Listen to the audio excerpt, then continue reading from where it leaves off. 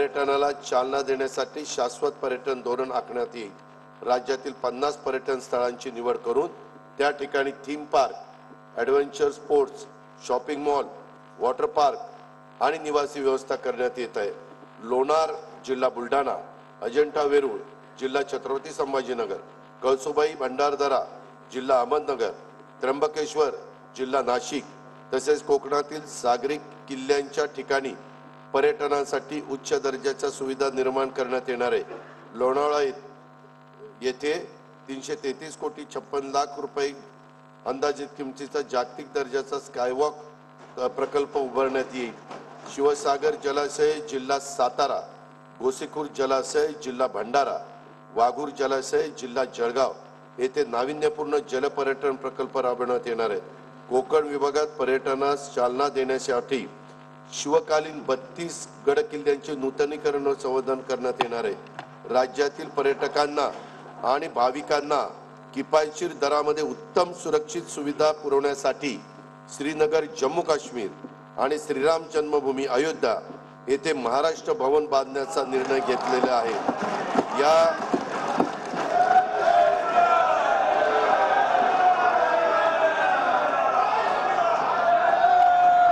या दोन्ही ठिकाणी राज्य शासनाने अतिशय मोक्याच्या जागा उपलब्ध करून घेतलेल्या आहेत। या जागांच्यासाठी 77 कोटी रुपयाची तरतूद प्रस्तावित आहे। मंत्रालय आणि परिसरातील शासकीय इमारतींचा अत्याधुनिक सुविधांसह पुनर्विकास करण्यासाठी आंतरराष्ट्रीय वास्तू रचनाकाराकडून प्रस्ताव मागवण्यात येणार आहेत। सन 2024-25 वर्षासाठी कार्यक्रम खर्चाकरता सांस्कृतिक कार्य विभागास 1186 कोटी रुपये, पर्यटन विभागास 1973 कोटी रुपये, सार्वजनिक बांधकाम इमारती विभागास 1367 कोटी रुपये आणि महसूल विभागास 474 कोटी रुपयाचा नियतव्यय प्रस्तावित आहे। राज्यात नवीन 10 अतिरिक्त कुटुंब न्यायालय, 5 जिल्हा अतिरिक्त सत्र न्यायालय, 5 दिवाणी न्यायालय आणि 2 ग्राम न्यायालय स्थापन करण्यास मान्यता देण्यात आलेली आहे। पोलीस शिपायांच्या 18,331 रिक्त पदावर भरती करण्यात आली असून आणखी 17,471 रिक्त पदे भरण्याची कार्यवाही सुरू आहे।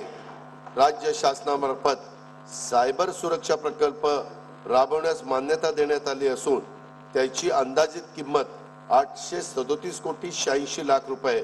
सन 2024-25 या वर्षासाठी कार्यक्रम खर्चाकरता विधी व न्याय विभागास 759 कोटी रुपये, गृह पोलीस विभागास 2237 कोटी रुपये आणि उत्पादन शुल्क विभागास 153 कोटी रुपयाचा नियतव्यय प्रस्तावित आहे। राज्याचा स्वतःच्या कर महसुलात वस्तू व सेवा कर विभागाचा वाटा 65% आहे। या विभागाची पुनर्रचना आवश्यक असून ती तातडीने करण्यात येईल। विभागाच्या अत्याधुनिक सुविधायुक्त कर प्रशिक्षण अकादमी स्थापन करण्यात येईल। वस्तू व सेवा कर भवन वडाळा मुंबई येथील बांधकाम प्रगतीपथावर आहे। स्वातंत्र्य सैनिकांचे निवृत्ती वेतन प्रतिमाह 10,000 रुपयावरून दुप्पट म्हणजेच 20,000 रुपये करण्यात आलेले आहे। सन 2024-25 या वर्षासाठी कार्यक्रम खर्चाकरता वित्त विभागास 208 कोटी रुपयाचा नियतव्यय प्रस्तावित आहे। स्वराज्य रक्षक छत्रपती संभाजी महाराजांचे बलिदान स्थळ मौजे तुळापूर तालुका हवेली व समाधी स्थळ वडू बुद्रुक तालुका शिरूर जिल्हा पुणे येथील स्मारकाला 350 कोटी रुपये किमतीच्या विकास आराखड्यास मान्यता देण्यात आली असून त्याचं काम सुरू झालेलं आहे। देशातील 12 ज्योतिर्लिंगापैकी एक असलेले औंढा नागनाथ जिल्हा हिंगोली, 3.5 शक्तिपीठापैकी एक असलेले श्री क्षेत्र माहूरगड जिल्हा नांदेड आणि एकविरा देवी जिल्हा पुणे या तीर्थक्षेत्र व परिसर विकासासाठी विशेष विकास प्राधिकरण स्थापन करण्याचा निर्णय घेण्यात आलेला आहे। श्री क्षेत्र सप्तशृंगी गड तालुका कळवण या तीर्थस्थळाच्या साठी 81 कोटी 86 लाख रुपयाचा विकास आराखड्याला मान्यता देण्यात आलेली आहे। पुण्यश्लोक अहिल्यादेवी होळकर पुणे महानगरपालिकेमार्फत संगमवाडी पुणे येथे लहुजी वस्ताद साळवे यांच्या स्मारकाचा कामाचा शुभारंभ आदेश देण्यात आलेले। 2 तारखेला माझ्या माहितीप्रमाणे त्याचं भूमिपूजन मुख्यमंत्री महोदय करणार आहेत। राजगडच्या पायथ्याशी असलेल्या मौजे पाल खुर्द तालुका वेले येथील राजमाता सईबाई स्मृती स्थळ विकास आराखड्यातील 29 कोटी 73 लाख रुपये रकमेच्या कामांना मंजुरी देण्यात आलेली आहे। इंदापूर शहरातील मालोजी राजे भोसले यांची गडी व हजरत चांद शाह वली बाबा दर्गा परिसर विकासासाठी 37 कोटी 28 लाख रुपये रकमेच्या कामांना मान्यता देण्यात आलेली आहे। सन 2024-25 वर्षासाठी कार्यक्रम खर्चाकरता नियोजन विभागास 9,193 कोटी रुपये आणि रोजगार हमी योजनेस 2,205 कोटी रुपयाचा नियतव्यय प्रस्तावित आहे। महाराष्ट्राबाहेर मराठी भाषेचे संवर्धन करणाऱ्या मराठी मंडळांना अनुदान देण्यात येईल। मराठी मंडळाच्या इमारती वास्तू व स्मारकासाठी संवर्धनासाठी आवश्यक निधी उपलब्ध करून दिला जाईल। गोवा व दिल्ली प्रमाणेच बेळगाव कर्नाटक येथे मराठी भाषा उपकेंद्र स्थापन केले जाईल, त्याकरता देखील आवश्यक तो निधी उपलब्ध करून दिला जाईल। रिद्धपूर जिल्हा अमरावती येथे मराठी भाषा विद्यापीठ स्थापन करण्यास मान्यता देण्यात आलेली आहे।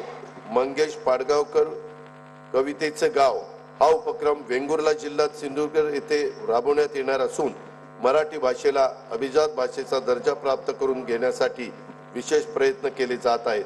मुंबईतील गिरगाव येथे मराठी भाषा भवनाचे काम कालबद्ध पद्धतीने पूर्ण करण्यात येणार आहे। सन 2024-25 या वर्षासाठी कार्यक्रम खर्चाकरता माहिती तंत्रज्ञान विभागास 920 कोटी रुपये, माहिती व जनसंपर्क विभाग विधानमंडळ सचिवालय प्रत्येकी 547 कोटी व मराठी भाषा विभागास 71 कोटी रुपयाचा नियतव्यय प्रस्तावित आहे।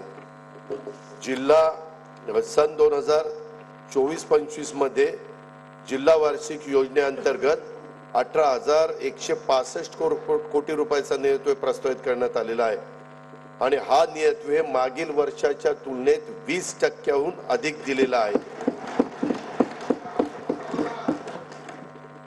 वार्षिक योजना 2024-25 कार्यक्रम खर्चासाठी 1,92,000 कोटी रुपयाचा नियतव्यय प्रस्तावित करण्यात आला आहे।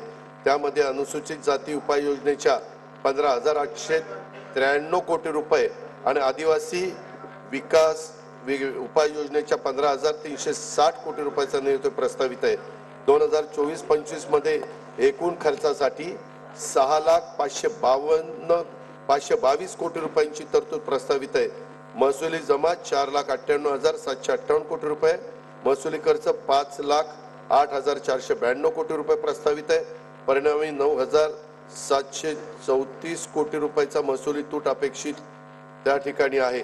राज्यातील राज्यकोषीय तूट आणि महसुली तूट राज्यकोषीय उत्तरदायित्व व वित्तीय व्यवस्थापन कायद्याचे निश्चित केलेल्या मर्यादेच्या आत ठेवण्यात शासन यशस्वी ठरलेले आहे। सन 2024-25 ची राज्यकोषीय तूट 99,288 कोटी रुपये आहे। अध्यक्ष महोदय, हा अर्थसंकल्प मांडून झाल्यानंतर प्रथेप्रमाणे विरोधी पक्षाच्या नेत्यांच्या प्रतिक्रिया येतीलच, त्या ठरलेल्याच असतात, हे आपल्याला सगळ्यांना माहिती आहे। अंतरिम अर्थसंकल्प मांडल्यानंतर त्यांना आपल्या नेहमीच्या प्रतिक्रियांचा थोडासा विचार करायला हवा। आज ज्यांची जयंती आहे त्या कुसुमाग्रजांच्या शब्दात सांगायचे तर, प्रकाश पेरा आपुल्या भोवती दिव्याने दिवा पेटत असे, इथे भ्रष्टता तिथे नष्टता, शंखच पोकळ फुकू नका, भलेपणाचे कार्य उगवता, उगाच टीका करू नका। राज्याच्या आर्थिक विकासासाठी आणि समाजातील सर्व घटकांच्या कल्याणासाठी शासन सर्वतोपरी प्रयत्न करेल याची खात्री मी देतो। सन 2024-25 वर्षाच्या अंतरिम अर्थसंकल्पास मंजुरी द्यावी अशी विनंती मी सदनाला करतो। जय हिंद, जय महाराष्ट्र, जय मराठी भाषा।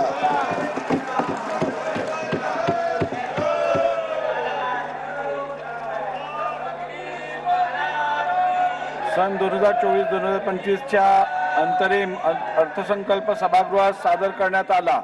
अर्थसंकल्पीय प्रकाशनाचे पेन ड्राईव्ह असलेल्या सुटकेसेस सन्मान्य सदस्यांना देण्याची व्यवस्था वित्त विभागातर्फे विधान भवनाकरिता आरक्षित असलेल्या वाहनतळाच्या मोकळ्या जागेवर उभारण्यात आलेल्या मंडपामध्ये विधान भवन मुंबई येथे करण्यात आली आहे।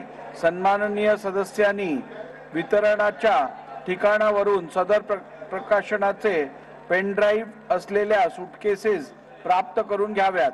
सदर अर्थसंकल्पीय प्रकाशनाने महाराष्ट्र विधिमंडळाच्या व शासनाच्या संकेतस्थळावरून उपलब्ध करून देण्यात येतील.